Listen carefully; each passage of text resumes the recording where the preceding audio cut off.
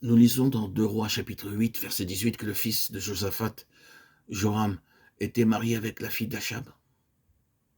Cela n'est pas arrivé brusquement. Achab était un homme très subtil et il savait que s'il proposait soudainement cette union, Josaphat repousserait immédiatement la proposition.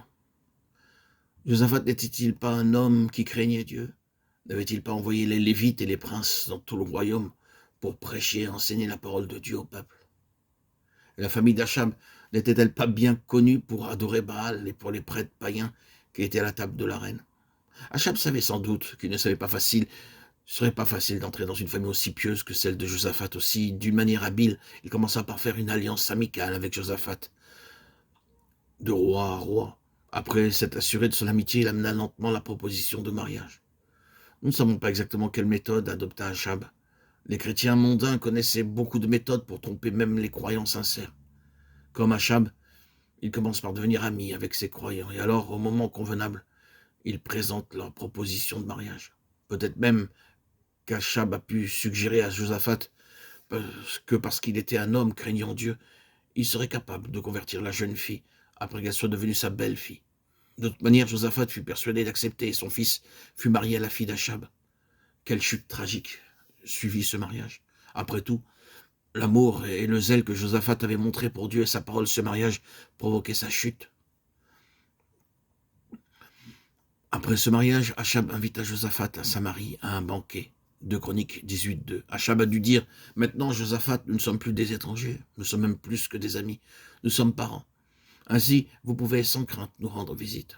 Par politesse, Josaphat y alla.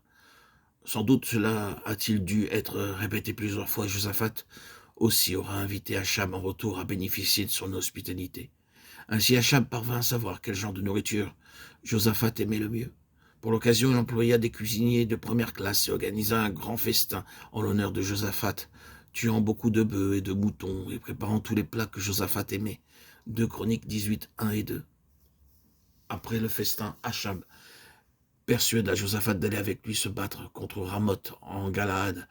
Charmé par l'hospitalité, les mets délicats et l'éloquence d'Achab, Josaphat répondit: moi, comme toi et mon peuple, comme ton peuple, nous irons l'attaquer avec toi. 2 Chroniques 18, 3. Remarquez comment l'ennemi a travaillé habilement. Achab ne dit pas brusquement: viens dans mon palais à Samarie ou viens avec moi à la bataille de Ramoth en Galade. Il manœuvra très habilement, de manière à exercer une pression forte et subtile sur Josaphat. Il veilla à ce que cette amitié devienne forte. Puis, il maria sa fille avec le fils de Josaphat. Ensuite, il commanda un grand festin en l'honneur de Josaphat et le persuada d'aller avec lui à la bataille contre Ramoth en Galade.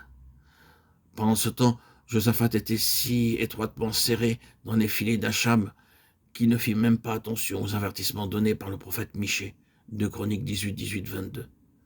D'abord, Josaphat dit à Achab: consulte maintenant, je te prie, la parole de l'Éternel. Il avait toujours eu l'habitude de consulter le prophète de Dieu avant d'entreprendre quelque chose d'une réelle importance. Achab était aussi prêt pour cette éventualité. Il savait que Josaphat honorait les prophètes de Dieu. Aussi avait-il rassemblé 400 faux prophètes prêts pour la consultation.